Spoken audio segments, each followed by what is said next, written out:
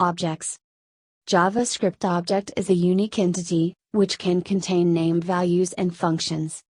Unique means that each object is treated as an individual entity, thus, when you compare two objects with the same contents, compiler will show that they are different.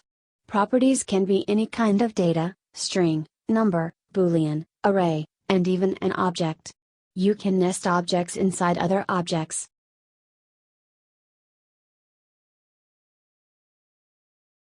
You can easily access properties in two ways, with a dot, or with square brackets.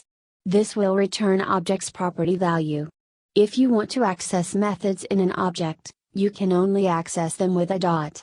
This way you're able to use functions of an object. To add properties to an existing object, access the object with a dot or square brackets, type property name, and assign it with a value. In case of adding functions, you can only access the object with a dot.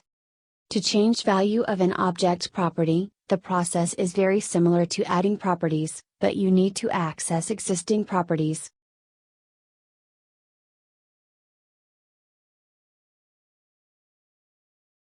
To delete properties, use delete function, and call the property of an object, or method you want to delete.